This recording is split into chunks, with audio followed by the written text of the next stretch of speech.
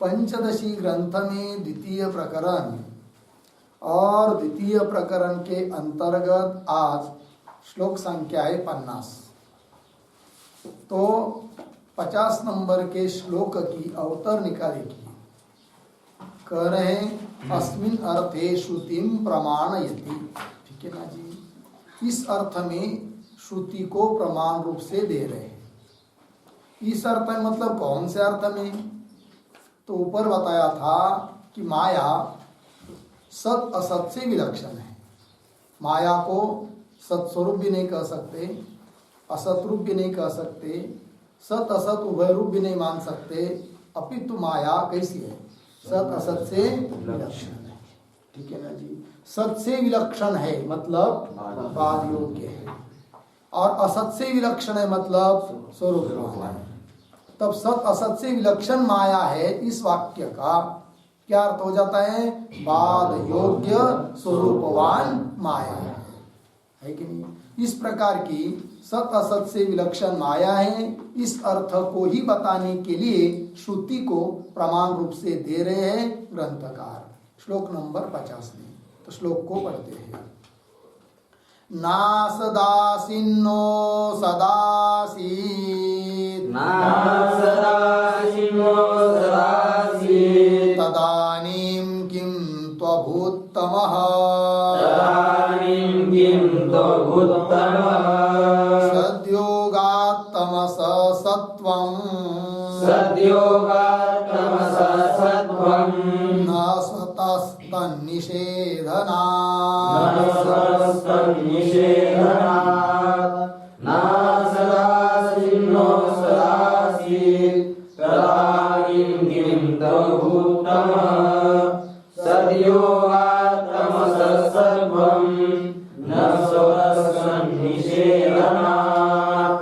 न असत आसीत्, नो सद आसीत्, तदानीं किंतु अभूत तमः, सदयोगात् तमसः सत्त्वं, न स्वतः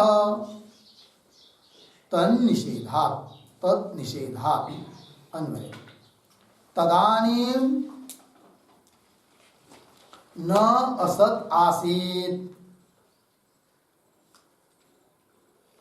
न असत आसीत्, न नो सद आसीत्, नो सद आसीत्, किंतु तमः अभूत्,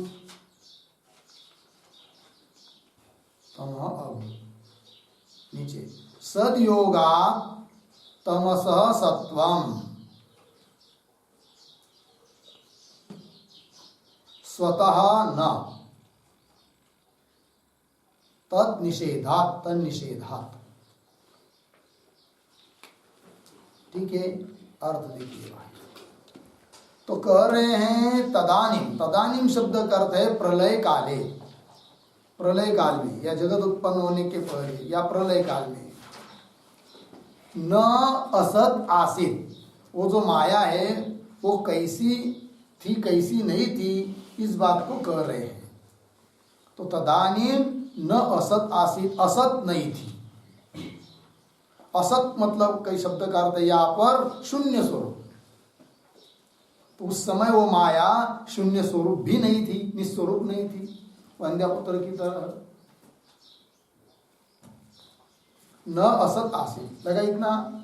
तो बोलेंगे भाई असत शून्य स्वरूप नहीं थी, तब क्या सत्स्वरूप थी क्या ब्रह्म की तरह? कह रहे नो सत आसित, सद्रूप भी नहीं थी। कौन? माया। फिर क्या थी जी? किंतु तमः अभूत। तमः मतलब अज्ञान, बस अज्ञान ही था। माया मतलब वही अज्ञान, तम ही था। किंतु वो सत भी नहीं असत भी नहीं, अर्थात सत असत से विलक्षण, ये कहने का भाव है। तमः अभूत। तो बोलेंगे भाई यदि उस समय शून्य स्वरूप नहीं थी, सत्स्वरूप भी नहीं थी, ऐसी वो माया है, तो सत्स्वरूप नहीं थी तो उसमें सत्व की प्रतीति क्यों आती है? तमः अभूत, तम था, तम मतलब अज्ञान, माया। तो माया थी या अज्ञान था मतलब क्या? अस धातु का प्रयोग है कि नहीं? आसित अभूत थी, तो फिर उसमें सत्व की प्रतीति कैसी आ रही है? तो उसका उत्तर दे रहे तीसरे पाद से, सदयोगात् तमसः सत्वम।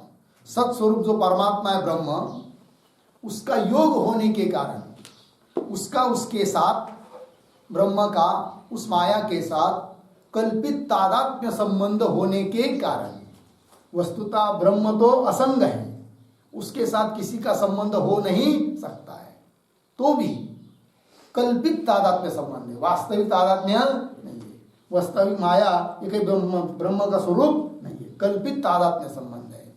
और ऐसा कल्पित तादात्म्य संबंध होने के कारण उसमें सतरूपता की प्रतीति आ रही है। किसमें?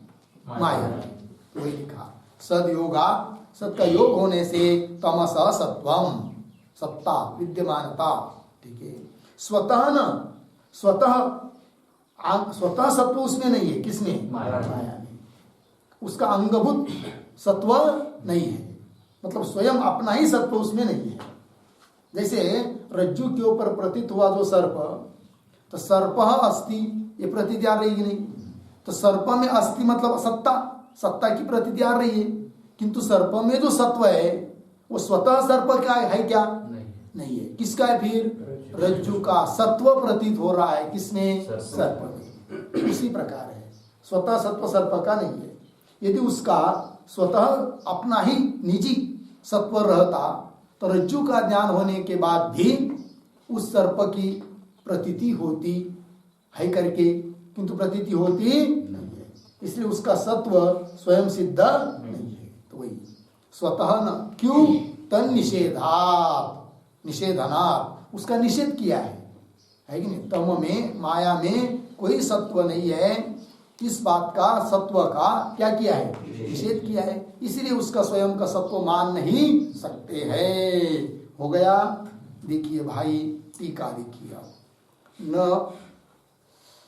न असत इति, तो श्रुति दे रहे हैं, तमः आसीत तमसा गूढ़म अग्रे। अग्रे सृष्टि उत्पन्न होने के पहले तमः आसीत, तमसा गूढ़म है कि नहीं? तम था, तम आसित मतलब क्या? तम मतलब अज्ञान, माया वो थी, है कि नहीं? आसित कह दिया है। और ब्रह्म कैसा था? तमसा गूढ़म, उस अज्ञान से आच्छादित, ढका हुआ। ठीक है ना? चलिए, इत्यादि श्रुति प्रमाणम इत्यर्थ, उस माया को बताने वाली इत्यादि श्रुति प्रमाण है। माया सद असत से विलक्षण है। हुआ जी, इत्यादि श्रुति प्रमाणम इत्यर्थ। तो आगे टीका में, तर्हि तम आसीत, अभी अभी कहा ना श्रुति में तम आसीत, यदि उसमें कोई सत्व नहीं है तो तम आसीत कथम सत्वम उच्यते? शंका, पंक्ति मिली क्या नहीं? तम आसीत, तम था, अज्ञान था, इस प्रकार से कथम सत्वम उच्यते, सत्व की प्रतीति उस माया में कैसी हो रही है कि नहीं? उस अज्ञान का तम था, ऐसा कैसा बोला जा रहा है? ये बात, अज्ञान का सत्व कैसे कह रहे हो फिर? ये कथम सत्वम उच्यते इति अतः आह, ऐसी कोई शंका करेगा तो उसका उत्तर दिया है श्लोक के उत्तरार्ध से, सदयोगात् इति। ठीक है ना जी? सत का योग होने से उसमें सत्व की प्रतीति है, स्वतः सिद्ध उसमें सत्व नहीं है। कुतः इति अतः आह, ठीक है? कुतः मतलब कैसे, इसका मतलब क्या है? इसका अर्थ लिखिए, कुतः का अज्ञानस्य स्वतः सत्ता कुतः नास्ति इत्यर्थः।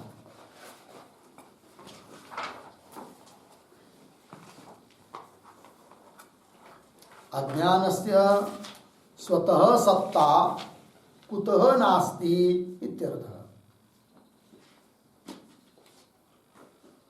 ठीक, देखिए भाई, अज्ञान की स्वतः सत्ता, अज्ञान में स्वतः सत्ता, स्वयं सिद्ध सत्ता क्यों नहीं है? कुतः नास्ति, ऐसी शंका करता है कोई, तो उसका उत्तर दिया है अंतिम पाद में, तन निषेधनात्, इससे तो श्रुति ने उसका निषेध किया है सत्व का।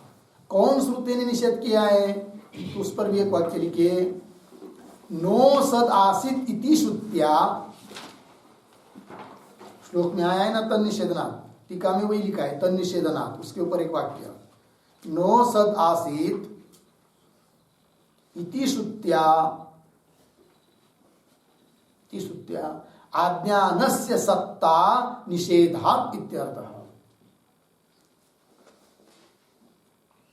इति श्रुत्या आज्ञानस्य सत्ता निषेधात् इत्यर्थः। ठीक, नो सदासित इस श्रुति ने अज्ञान की सत्ता का निषेध किया है। हुआ जी। चलिए, ये हुआ भाई श्लोक नंबर 50। अब चलिए आगे श्लोक नंबर 51, उसके अवतरणिका को देखिए। फलितम आह, कुछ कुल मिलाकर क्या तात्पर्य निकला, फलित क्या निकला, उसको कह रहे अब श्लोक नंबर 51 से। श्लोक को पढ़ते हैं। अतएव द्वितीयत्वं शून्यवन्न हि गण्यते न लोके चैत्रतच्छक्त्यो जीवितं लिख्यते पृथक्। अतएव द्वितीयत्वं शून्यवन्न हि गण्यते न लोके चैत्रतच्छक्त्यो जीवितं लिख्यते पृथक्। अतः एव द्वितीयत्वं शून्यवत् न हि गण्यते न लोके चैत्रतच्छक्त्योः जीवितं लिख्यते पृथक्। अन्वय देखिए, अतएव शून्यवत् द्वितीयत्वं न हि गण्यते, द्वितीयत्वं न हि गण्यते। हुआ जी। नीचे, लोके चैत्रतच्छक्त्योः जीवितं चैत्रतच्छक्त्योः जीवितं पृथक् न लिख्यते, पृथक् न लिख्यते। ठीक है, देखिए भैया। अतएव मतलब स्वतः स्वयं सिद्ध, उसका अपना सत्व न होने के कारण। अतएव शून्यवत् द्वितीयत्वं नहीं गण्यते। ठीक है जी, शून्य की तरह द्वितीयत्व गिना नहीं जाता है। मतलब क्या, ध्यान दीजिए। तो प्रश्न था कि सृष्टि उत्पन्न होने के पहले सद्रूप परमात्मा ही था, ठीक है ना, और ये माया भी थी। अभी लिखा ना, तमः आसीत् तमसा गूढ़म अग्रे, तो तम भी था माया। तो फिर बोलेगा अद्वितीय सत्स्वरूप ब्रह्म ही था, ये कैसे कह रहे हो, क्योंकि माया भी तो है। तब उसका उत्तर दिया कि वो माया क्या है, माया का स्वरूप क्या है, तो सदा सच्ची विलक्षण है वो, और उसके कारण माया होने पर भी द्वितीयत्व की सिद्धि नहीं होती है। ब्रह्मणा सद्वितीयत्व नास्ति, क्या आया था ना पीछे, ब्रह्म में द्वितीयता माया के कारण हो नहीं सकती है, क्योंकि उसका अपना निजी सत्व होता तो ब्रह्म एक सत्व होता और माया का एक सत्व होता, तो दो सत्व हो जाते। किंतु उस माया का सत्व स्वतः सिद्ध नहीं है, वो तो ब्रह्म के सत्ता के कारण उसमें सत्व की प्रतीति हो रही है। तो उदाहरण देकर समझा रहे, जिस प्रकार शून्य से, शून्य के कारण द्वित्व की सिद्धि होती नहीं है। जैसे समझ लीजिए, किसी को पूछा, भाई तुम्हारे जेब में कितना पैसा है, तो उसने बताया मेरे जेब में 1,00,000 शून्य है। कितने जी? 1,00,000 शून्य है। फिर कह दिया अच्छा इतने हैं तो 10 रुपया दे दो, दे सकता है क्या? नहीं। तो शून्य कितने भी होने पर उससे द्वित्व की सिद्धि होती नहीं है, क्योंकि वो निस्वरूप है, कुछ तत्व है नहीं उसमें, स्वयं सिद्ध सत्व है नहीं है। है कि नहीं? उस प्रकार माया में भी स्वतः सत्व न होने के कारण, उस माया के कारण द्वित्व की सिद्धि हो नहीं सकती है, द्वैत की सिद्धि हो नहीं सकती है। वही लिख रहे हैं, अतएव शून्यवत् द्वितीयत्वम, द्वितीयत्वम भिन्नत्वम, यह द्वैतपना नहीं गण्यते, गिना नहीं जाता है। लोक में भी शक्ति को लेकर द्वित्व की, भिन्नता की, द्वैत की सिद्धि नहीं है लोक में भी। अर्थात कैसे? उदाहरण देकर बता रहे हैं, लोके चैत्र तत्शक्त्यो हो जीवितम, जीवितम शब्द का अर्थ होता है पगार, मजदूरी, है कि नहीं? क्या बोलते इसको? जैसे महीना भर काम किया, पेमेंट, सैलरी, वेतन, वो बोलते हैं ना जी। तो वो, तो जैसे समझ लीजिए कोई चैत्र नाम का मनुष्य है, वो काम के लिए गया किसी के घर में या कहीं नौकरी किया महीना भर, फिर आया तो उसका महीना में अंतिम के दिन पगार हुआ, तो उसको पगार दे दिया। तो वो बोल रहा है ये पगार तो हुआ मेरा, और किंतु मेरी शक्ति का पगार भी दे दो। ऐसा कभी होता है क्या? शक्ति, चैत्र का पगार अलग और चैत्र की शक्ति का पगार अलग, ऐसा होता नहीं है। क्योंकि शक्ति को क्या द्वितीयत्वम नहीं गण्यते, उस शक्ति को शक्तिमान से भिन्न रूप के से भिन्न करके गिनाया नहीं जाता है। ठीक है ना जी? चैत्रवत् शक्त्यो हो, ये ना, चैत्र तत्शक्त्यो हो, चैत्र और चैत्र की शक्ति, इन दोनों का जीवितम, वेतन, पगार, सैलरी पृथक नहीं लिख्यते, पृथक उसकी मांगी नहीं जाती है, कहीं नहीं जाती है। लग गया जी? चलिए टीका देखिए, अतएव यतः स्वतः सत्वम मायाया नास्ति, है कि नहीं? अतएव का अर्थ बता रहे टीकाकार, अतएव प्रतीक कि यतः जिस कारण से कि स्वतः सत्व मायाया नास्ति, स्वयं सिद्ध अपना निजी घर का सत्व उस माया में नहीं है, स्वतः सत्व माया नास्ति, अतः इसलिए शून्यस्य इव, है कि शून्यवत का अर्थ कर दिया, शून्यस्य इव मायाया अपि द्वितीयत्वं नहि गण्यते, द्वितीयत्वं न ही गण्यते, ही प्रतीक है इतना, द्वितीयत्वं नहीं गण्यते, द्वितीयत्व मतलब भिन्नपना, द्वैतपना, माया को लेकर कहा नहीं जा सकता है, गिना नहीं जा सकता है, द्वितीयत्वं नहीं गण्यते। इसका अर्थ कर रहे हैं न एव आद्रियते इत्यर्थ, उसका आदर नहीं किया जाता है, किसका?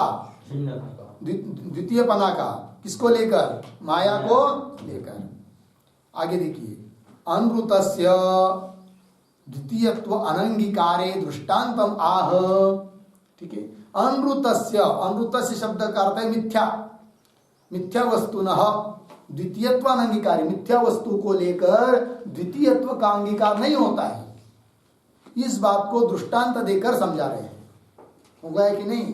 चलिए, अनृतस्य मतलब मिथ्या वस्तुना, मिथ्या वस्तु को लेकर द्वितीयत्व का अंगीकार नहीं होता है, अनंगीकार में दृष्टांतम आह न लोके इत्यादि पंक्ति से कहा है। हो गया अर्थ? आगे चलिए, अब आगे श्लोक नंबर 52 की अवतरणिका को देखिए। ननु शक्त्यादिक्ये जीवितादिक्यम दृश्यते, अतः शक्ते अपि पृथक जीवित्व, जीवित क्या है? जीवितत्वम अस्ति इति शंकते। ठीक है जी? पूर्व पक्षी शंका कर रहे हैं, पूर्व पक्षी बोल रहा है कि जो तुमने दृष्टांत दिया चैत्र और चैत्र की शक्ति, इन दोनों का अलग अलग कोई पगार मांगा नहीं जाता है, क्योंकि शक्तिमान जो चैत्र, उससे अतिरिक्त शक्ति को गिना नहीं जाता है। ठीक है ना? तो पूर्व पक्षी बोल रहा है ये कैसा कह रहे हो कि व्यवहार में शक्ति अधिक रहती है तो पगार अधिक मिलता है, शक्ति कम रहती है तो पगार कम मिलता है। इसका मतलब शक्ति का भी अलग से पगार तो होता ही है। तो कैसा कह रहे हो कि शक्ति अलग से नहीं गिनी जाती और उसका अलग पगार नहीं मांगा जाता है करके? समझ में आया कि नहीं? ये एक 40 साल का मनुष्य काम कर रहा है, बहुत ताकतवान है, और एक उसका बच्चा 10 साल का, उसको भी काम को ले लिया उसमें, किंतु दोनों का पगार एक जैसे देंगे क्या? नहीं देंगे ना। तो जिसमें शक्ति अधिक उसको ज्यादा, जिसमें शक्ति कमी उसको कम, तो शक्ति का भी पगार हुआ कि नहीं? तो कैसा बोल रहे हो शक्ति का अलग जीवित नहीं लिखा गिना जाता है करके कौन बोल रहा है? पूर्व पक्षी हुआ ना। पंक्ति देखिए, ननो शक्त्याधिक्ये जीविताधिक्यम दृश्यते। शक्ति अधिक रहती है तो जीवित मतलब वेतन, सैलरी, अधिक्यम दृश्यते, अधिक दिखाई देती है। अतः शक्ति अपनी पृथक जीवितत्वम अस्ति। इसका मतलब शक्ति का भी अलग से जीवितत्व, पगार है, वेतन है, अस्ति इति शंकते। ऐसी शंका कर रहा है कौन? और ऐसी शंका करने से पूर्व पक्षी क्या कहना चाहता है? तो माया जो शक्ति है कि नहीं, उसको शक्तिमान ब्रह्म से अलग समझो, और अलग समझेंगे तो द्वैत सिद्ध होगा, ये कहने का भाव उसका। ठीक है ना जी। चलिए आगे श्लोक को पढ़ते हैं। शक्त्याधिक्ये जीवितं चेत् वर्धते तत्र वृद्धिकृत् न शक्तिः किन्तु तत्कार्यम् युद्धकृष्यादिकं तथा। शक्त्याधिक्ये जीवितं चेत् वर्धते तत्र वृद्धिकृत् न शक्तिः किन्तु तत्कार्यं युद्धकृष्यादिकं यथा। शक्त्याधिक्ये जीवितं चेत् वर्धते तत्र वृद्धिकृत् न शक्ति किन्तु तत्कार्यं युद्धकृष्यादिकं तथा। अन्वय देखिए। शक्त्याधिक्ये जीवितं वर्धते चेत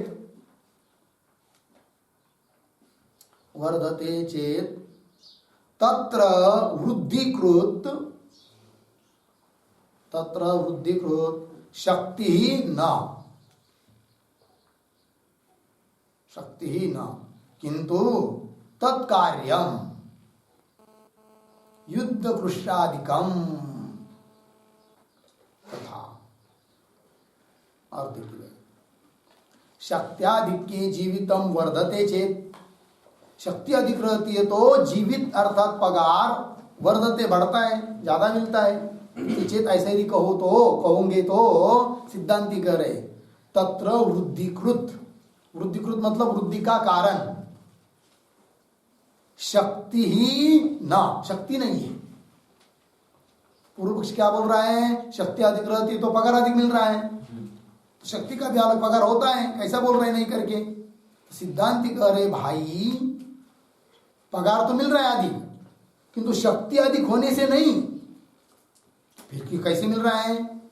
तो कह रहे शक्ति तत्र वृद्धिकृत मतलब वृद्धि का कारण शक्ति ही न किंतु तत्कार्यम शक्ति कार्यम, शक्ति का द्वारा जो कार्य हो रहा है उस कार्य ज्यादा होने से पगार ज्यादा मिल रहा है, शक्ति ज्यादा होने से नहीं। समझ लीजिए कि शक्ति का थोड़ी पगार होता है। कोई 10 साल का लड़का है और 40 साल का आदमी, शक्ति तो 40 साल का जो आदमी है धट्टा कट्टा उसमें ज्यादा है, किंतु बहुत आलसी है कि नहीं। वो थोड़ा सा काम कर जाता है तो बैठ जाता है, 1 घंटा आराम करता है फिर, और वो बेचारा 10 साल का बच्चा करता ही रहता है। तो ज्यादा काम कर दिया उसने, तो ज्यादा काम कर दिया तो भले शक्ति कम हो तो पगार किसको ज्यादा मिलेगा? जिसने ज्यादा काम किया। तो शक्ति ज्यादा होने से पगार ज्यादा नहीं है, अपितु कार्य ज्यादा होने से क्या पगार ज्यादा मिलता है, ये कह रहे हैं। लगे? देखिए, तत्र वृद्धिकृत शक्ति न किंतु तत्कार्यम शक्ति कार्यम। कौन कार्य? उदाहरण युद्ध कृष्यादिकम, कोई भी कार्य लीजिए, चाहे किसी ने युद्ध कर दिया है कि नहीं, बहुत ज्यादा कार्य, या खेती का काम बहुत ज्यादा कर दिया, या सेवा आदि कुछ भी जो भी काम हो तो उसको पगार ज्यादा मिलेगा कार्य के कारण, शक्ति के कारण नहीं। हो गया इतना। तथा से सिद्धांत बता रहे, दृष्टांत में बताया। अब तथा का मतलब क्या? माया शक्ति जो है वह कुल मिलाकर ब्रह्म से भिन्न नहीं है, ये कहने का तात्पर्य। क्योंकि यहाँ पर दृष्टांत में शक्ति ज्यादा होने से पगार थोड़ी ज्यादा मिला है, शक्ति का अलग पगार नहीं, कार्य का मिलेगा। उस प्रकार इस कुल मिलाकर क्या हुआ? फिर शक्ति ज्यादा होने से पगार ज्यादा नहीं, अर्थात शक्ति को शक्तिमान से अतिरिक्त नहीं गिनाया, ये तात्पर्य हुआ। उसी प्रकार ब्रह्म से भिन्न कोई माया शक्ति नहीं है जिसके कारण द्वैत आ सके। तो बोलेंगे अभी तो वो ब्रह्म से भिन्न नहीं, मतलब क्या ब्रह्म स्वरूप है क्या? ये भी कहने का तात्पर्य नहीं है। कहने का तात्पर्य है कि माया वह अध्यस्त है, कल्पित है, ठीक है ना जी। और कल्पित या अध्यस्त कि वह मिथ्या, जिसको हम सत असत से विलक्षण कहते हैं, ऐसी जो माया, उसके कारण द्वैत की सिद्धि नहीं होती है। फिर वो माया ब्रह्म से भिन्न नहीं है, ये कहने का क्या तात्पर्य? अध्यस्त वस्तु अधिष्ठान से अतिरिक्त नहीं होती है।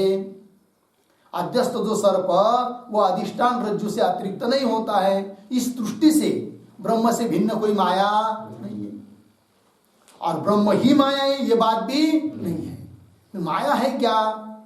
सत असत से विलक्षण, अनिर्वचनीय है, बाद योग्य स्वरूपवान, और दिखती भी नहीं है, कार्य से उसका अनुमान होता है कि नहीं? ऐसी है वो, ब्रह्म के आश्रित रहती है और इस जगत को दिखाती है। कौन? माया। और सब लोगों को उसका अनुभव है कि नहीं? रात में हम लोग सोते हैं तो सोने के बाद हम अकेले रहते हैं क्या और कोई रहता है साथ में? शरीर के साथ भले और कोई हो, किंतु हम जब अकेले में चले जाते हैं निद्रा में तो अकेले ही है ना। किंतु वहां पर एक कल्पित माया है। कौन? अज्ञान या निद्रा रूप माया। फिर वो क्या करती है? स्वप्नों को दिखाती है, बहुत सारे स्वप्न पदार्थों को दिखाती है। किंतु सब इतने स्वप्न पदार्थों को दिखाती है, दिखाया उसने, किसने? उस अज्ञान रूप माया ने। लग गया कि नहीं? फिर वो अज्ञान रूप जो माया है वो जगत को दिखा रही है। उसी प्रकार दृष्टांत स्वप्न की तरह ये जो जगत दिखाई दे रहा है, यहाँ पर भी अधिष्ठान भूत जो ब्रह्म तत्व, उसके आश्रय से रहती है कौन? माया, और इस जगत को दिखाती है। किंतु वहां पर जैसे स्वप्न पदार्थ के कारण द्वैत की सिद्धि नहीं होती है, उसी प्रकार दिखाई देने वाला ये सब प्रपंच जो कि माया का कार्य है, इसको लेकर भी द्वैत की सिद्धि नहीं है। तात्पर्य माया और माया का कार्य, इसके कारण द्वैत की सिद्धि होती नहीं है। एकमात्र अद्वितीय ब्रह्म तत्व ही है। हो गया जी? चलिए भाई, टीका देखिए। शक्त्यादिक्येति न शक्ति जीवित वर्धने कारण, मिला? जीवित वर्धने कारणम शक्ति ही न, शक्ति नहीं है। अपितु तत्कार्यम, तत्कार्यम शक्ति कार्य। कौन शक्ति का शक्ति का कार्य? कौन कार्य? युद्ध कृष्यादि इति परिहरति तत्रेति। दाष्टान्ति के योजयति तथा इति, तो दाष्टान्त ने जोड़ दिया तथा पद से, ठीक है ना जी? उससे तथा पद से हुआ ना इसका। तथा मतलब माया शक्ति भी ब्रह्म से भिन्न नहीं है, ये बात हो गई। आगे चलिए, श्लोक नंबर 53 नंबर के श्लोक की अवतरणिका कुछ दिया है क्या? नहीं दिया है ना? हाँ, तो एक वाक्य लिख लीजिए फिर अवतरणिका के रूप में। उक्तम अर्थम सर्वत्र प्रतिजानीते,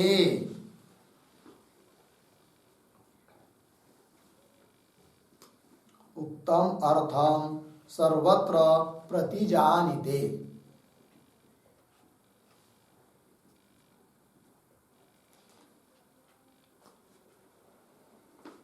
ठीक, ऊपर कहा हुआ जो अर्थ है वह सब जगह होता है, इस प्रकार की प्रतिज्ञा करके बता रहे हैं। सर्वथा शक्तिमात्रस्य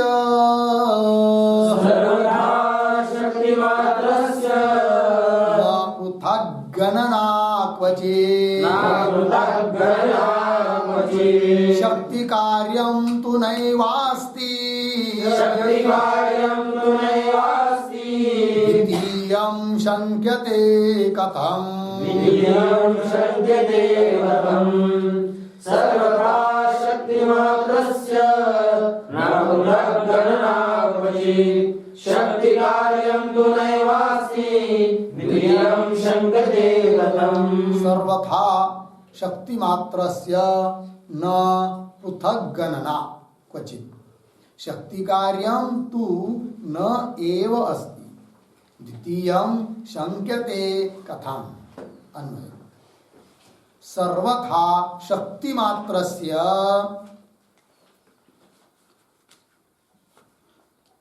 क्वचित पृथक गणना न, पृथक गणना न। नीचे शक्ति कार्यम तो न एव अस्ति, कथम द्वितीयं शंक्यते।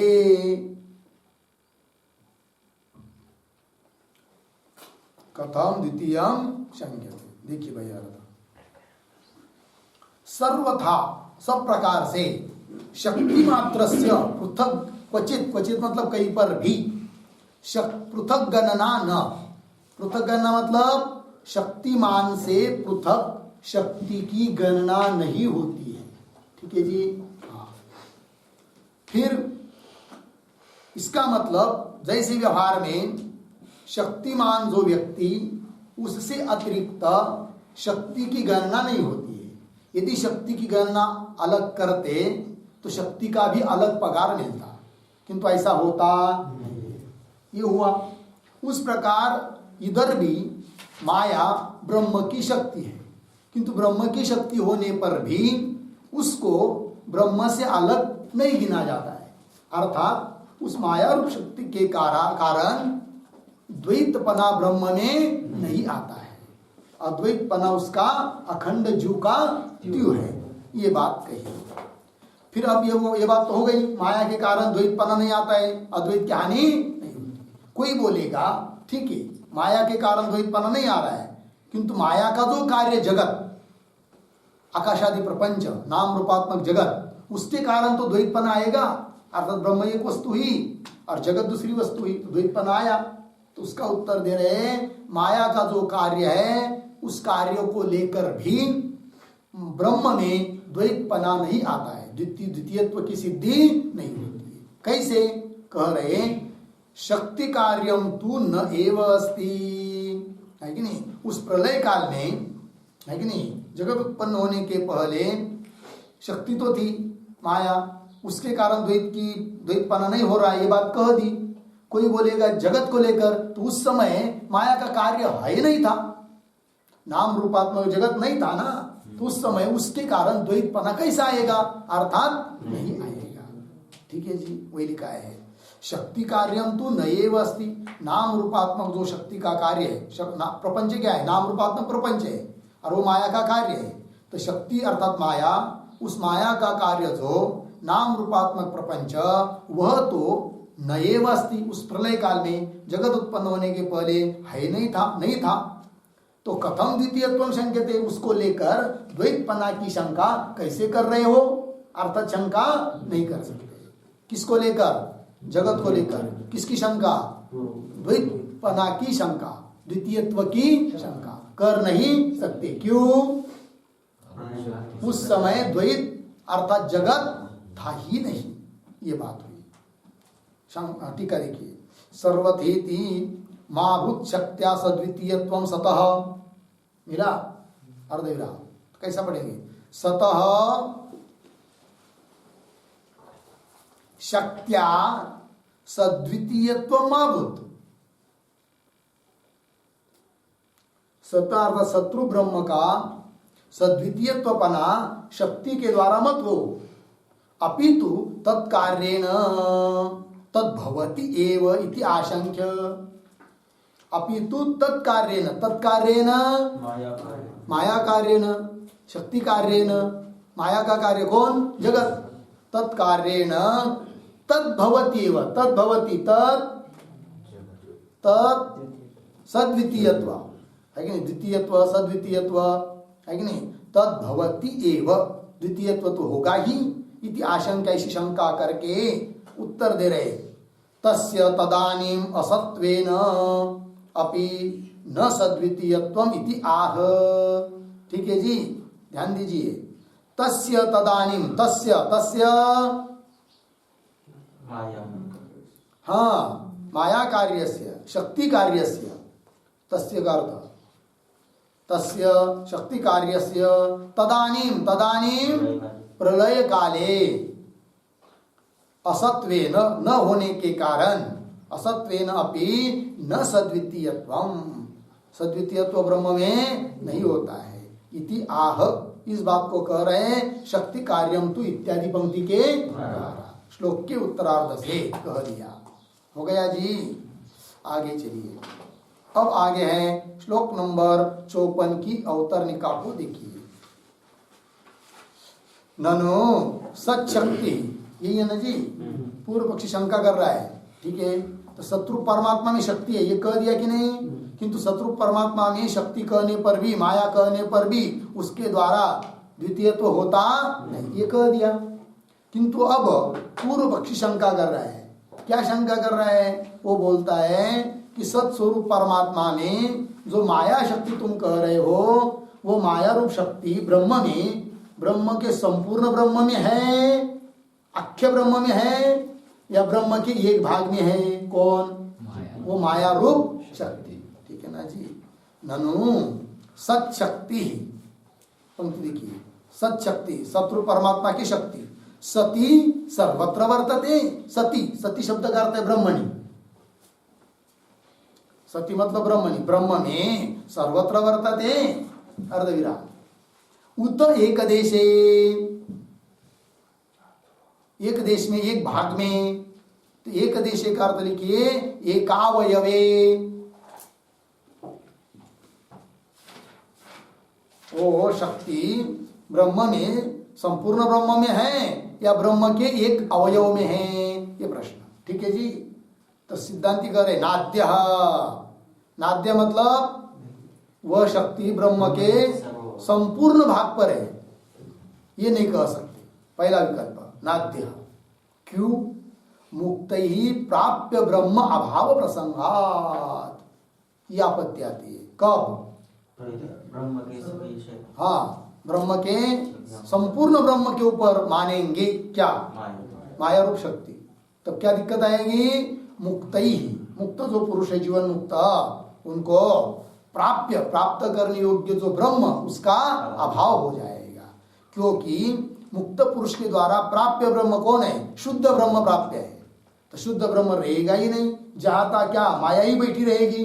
तो शुद्ध ब्रह्म जो है वो प्राप्त करने योग्य है, किंतु वो रहेगा नहीं, ये दिक्कत आएगी। इसीलिए ब्रह्म के संपूर्ण ब्रह्म में उस माया शक्ति को मान नहीं सकते हैं।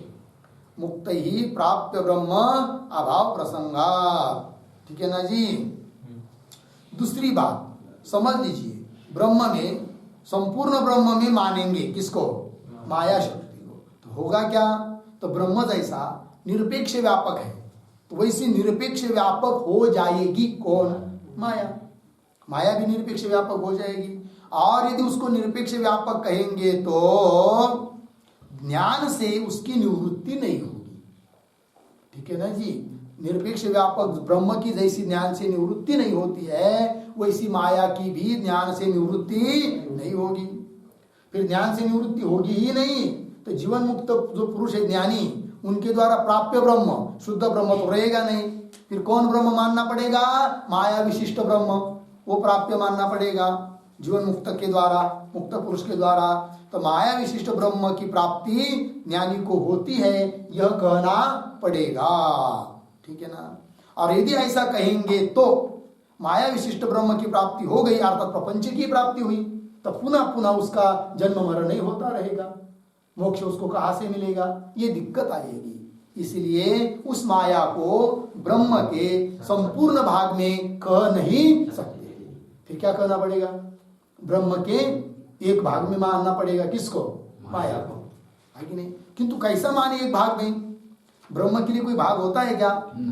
भाग किसको होता है? सावयव पदार्थों को होता है। निरवय पदार्थों को कोई एक अवयव, एक भाग, एक टुकड़ा, एक अंश, ऐसा कुछ होता है क्या? नहीं। तो एक अंश में माया है, ये भी तो कैसा कहे, दिक्कत आएगी कि नहीं। पंक्ति देखिए, न द्वितीय, न द्वितीय मतलब ब्रह्म के एक भाग में माया है, इस बात को भी कह नहीं सकते। तो पहला विकल्प क्या था? ब्रह्म के संपूर्ण जगह माया है क्या? तो उसका खंडन कर दिया, नहीं कह दिया। फिर पूछा ब्रह्म के एक भाग में फिर मानना पड़ेगा, तो बोल रहे वो भी नहीं है। क्यों? बता रहे न द्वितीय निरंशत्वेन विरोधित्वात्, नहीं। ब्रह्म कैसा है? निरंश। निरंश मतलब अंश रहित है, और अंश रहित ब्रह्म है तो उसमें अंश मानना, एक अवयव मानना, उसमें माया मानना, तो ये कहने में क्या हो रहा है? विरोध हो रहा है। निरंशत्वेन विरोधित्वात् इति आशंक्य, ठीक है ना, ऐसी शंका करके, ऐसा पूर्व पक्ष शंका करता है दो विकल्प लेकर, फिर कह रहे आद्य अनंगीकार। पहला पक्ष तो सिद्धांति मानते ही नहीं है। पहला पक्ष मतलब कौन सा? संपूर्ण ब्रह्म में माया है, इसको मानते अनंगीकार। द्वितीय परिहार वक्षति, किंतु दूसरा विकल्प मान्य कर लेते हैं सिद्धांति वेदांति। दूसरा विकल्प मतलब ब्रह्म के एक अवयव में माया, इसको मानते हैं। फिर बोलेंगे एक अवयव में मानोगे तो ब्रह्म के कोई अवयव होते हैं क्या? तो उसका उत्तर देंगे, ठीक है ना जी, कैसा करके देखिए। द्वितीय परिहार वक्षते इति अभिप्रायण आह, इस अभिप्राय को लेकर कह रहे हैं। देखिए, न कृष्ण ब्रह्म वृत्ति शक्ति किंत्वेक देश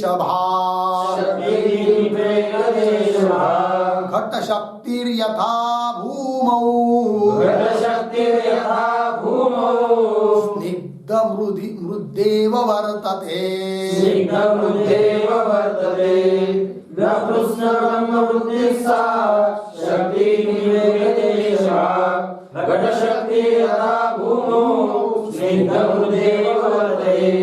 न कृष्ण ब्रह्म वृत्ति सा शक्ति किंतु एक देश भाव घट शक्ति यथा भूमौ स्निग्ध मृदी एव वर्तते। अन्वय देखिए, सा शक्ति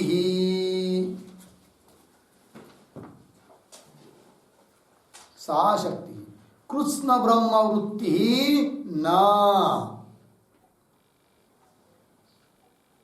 किंतु एक देश भाग यथा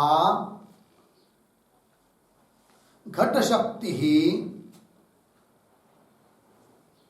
भूमौ स्निग्ध मृदि एव वर्तते। स्निग्ध मृदि एव वर्तते, ठीक है जी। अर्थ की भाई, सा शक्ति, वो जो शक्ति है माया रूप शक्ति है, कृष्ण ब्रह्म वृत्ति न, कृष्ण मतलब संपूर्ण, संपूर्ण ब्रह्म में रहती नहीं, वृत्ति मतलब रहना, कृष्ण मतलब संपूर्ण, संपूर्ण ब्रह्म में रहती नहीं है, किंतु एक देश भाग, एक भाग में रहती है, एक अंश में रहती है। ठीक, कैसे? दृष्टांत देकर समझा रहे हैं। यथा घट शक्ति स्निग्ध मृदि वर्तते, तो घट यथा भूम घट शक्ति, घट शक्ति मतलब घटात्मक कार्य उत्पन्न होने की शक्ति किसमें है? मिट्टी में है, भूमि में है, किंतु संपूर्ण भूमि में है क्या?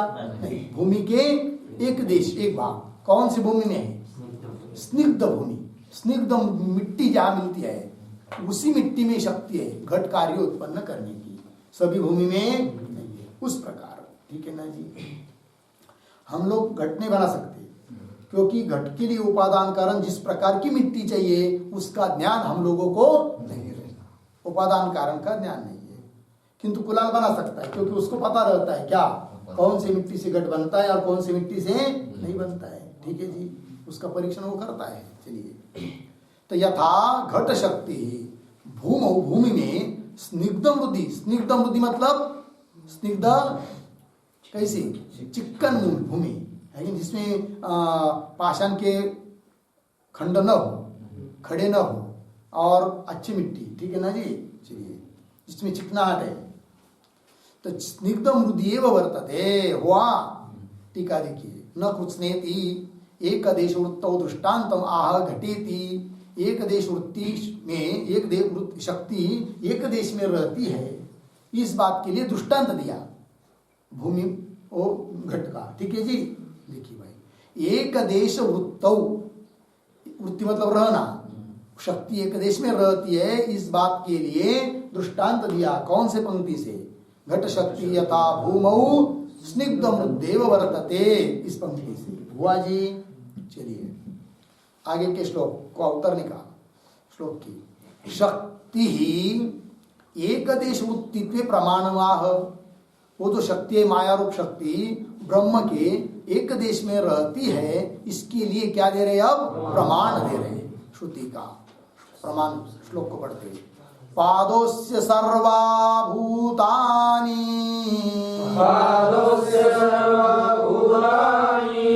त्रिपादस्ति स्वयं प्रभः इत्येकदेश वृत्तित्वं मायाया वदति श्रुतिः।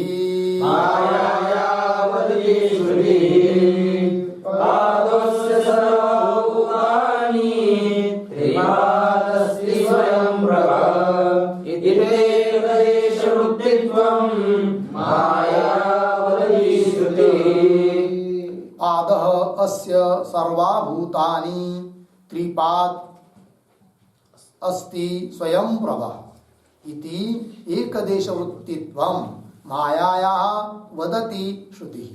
अन्वय अस्य पादः सर्वाभूतानि त्रिपादं स्वयं प्रभः अस्ति।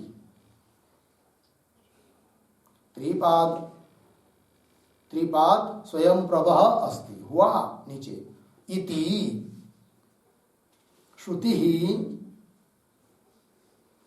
मायायाः एकदेश वृत्तित्वं वदति। इति श्रुति मायायाः एकदेश वृत्तित्वं वदति हुआ जी। अर्थ देखिए भाई, तो श्रुति बता रहे हैं पादों से सर्वभूतानि श्रुति है। तो अस्य अस्य नाम अस्य ब्रह्मणः पाद एक पाद एक पैर एक चरण एक भाग, ठीक है ना। सर्वाभूतानि ब्रह्म की एक पाद में एक चरण में एक अंश में संपूर्ण भूत प्राणी मात्र भूत भौतिक प्रपंच रह रहा है, ठीक है। और बाकी के तीन पाद तीन चरण, ठीक है ना। कैसे है? त्रिपाद स्वयं प्रभ अस्ति। तीन पाद कैसे? स्वयं प्रकाश है कि नहीं। इसका मतलब कहने का तात्पर्य एक पाद जड़ है और तीन पाद स्वयं प्रभ, ये नहीं। स्वयं प्रकाशित तो ब्रह्म ही है, किंतु ये भूत भौतिक प्रपंच माया एक चरण में है, ये कहने का तात्पर्य प्रमाण दिया। इति मायाया एक देश वृत्तित्वम इति श्रुति, यह श्रुति माया को एक देश में रहने वाली है ऐसा बोलती है। एक देश वृत्तित्वम वदति हुआ कि नहीं। फिर बोलेंगे भाई यदि माया ब्रह्म के एक देश में है, किंतु एक देश कैसा? एक देश मतलब एक अवयव में है, किंतु ब्रह्म के लिए कोई अवयव है क्या? कोई अंश है क्या? फिर कैसा कह रहे है कि नहीं। सर्व ब्रह्म में है ये तो कह नहीं सकते, एक अंश में कहना पड़ेगा। और एक अंश में भी तो कैसा कहेंगे तो विरोध आएगा ना, क्योंकि ब्रह्म के लिए कोई अंश है ही नहीं है। इसका उत्तर स्वयं दे रहे ग्रंथकार श्लोक नंबर 58 में, ठीक है ना। तब तक प्रतीक्षा करेंगे, किंतु तब तक इतना ही समझेंगे क्या माया ब्रह्म के एक भाग में है, ठीक है ना। तो बोलेंगे श्रुति का प्रमाण दिया, और भी कोई प्रमाण है? तो बोलते हैं स्मृति का भी प्रमाण है। तो दे रहे देखिए आगे के श्लोक क्या उतारने का। न केवलम श्रुति एव स्मृति अपि अस्ति इत्याह। केवल श्रुति ही प्रमाण नहीं है, अपितु स्मृति भी प्रमाण है। उसको बता रहे हैं श्लोक नंबर 56। विष्टव्याहमिदं कृत्स्न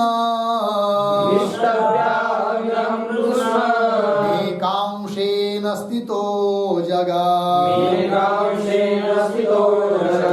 इति कृष्णोऽर्जुनायाः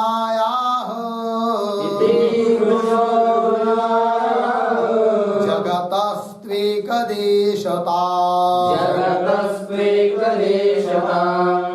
विष्टव्याहमिदं कृष्ण मेघांशेन स्थितो जगत् इति कृष्णोऽर्जुनायाः जगतस्त्वेकदेशता।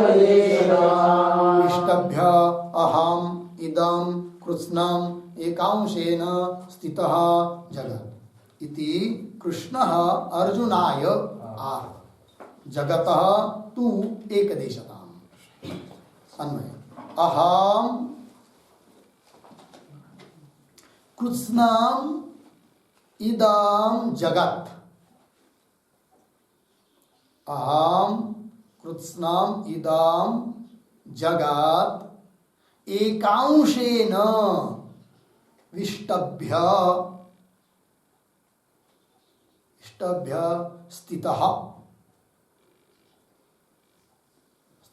इति कृष्णः अर्जुनाय जगतः तु एकदेशताम् आह। जगतः तु एकदेशताम् आह। अर्थ देखिए भाई, अहम भगवान कह रहे गीता में, ठीक है ना, अहम मैं, कृत्स्नम् इदं जगत, कृत्स्नम् संपूर्णम, समस्त अख है कि नहीं, समद संपूर्ण यावत, ठीक है नहीं। भगवान कह रहे अहम कृत्स्नम् इदं जगत, संपूर्ण इस जगत को क्या एकांशेन विष्टभ्य, एक अंश से ही विष्टभ्य, विष्टभ्य शब्द का अर्थ है धारणम कृत्वा, एक अंश से ही मैंने इस जगत को क्या किया है, धारण किया है। एकांशेन विष्टभ्य स्थितः, एक अंश में स्थित करके इस जगत को मैंने क्या किया, हाँ मेरे एक अंश में ये जगत है, ये बात है, ऐसा मैं स्थित हूँ, ठीक है जी। स्थितः इति, इस प्रकार से कृष्ण, भगवान श्री कृष्ण अर्जुनाय, अपना शिष्य जो अर्जुन, उस अर्जुन के लिए क्या कहा, जगत एक देशताम आह, जगत को एक देश में मैंने धारण किया हुआ है, ऐसा भगवान श्री कृष्ण ने अर्जुन को बताया। हो गया जी, क्या हुआ, हो गया इतना, बस आगे का विचार। ओम पूर्णमदः पूर्णमिदं पूर्णात् पूर्णमुदच्यते पूर्णस्य पूर्णमादाय पूर्णमेवावशिष्यते। ओम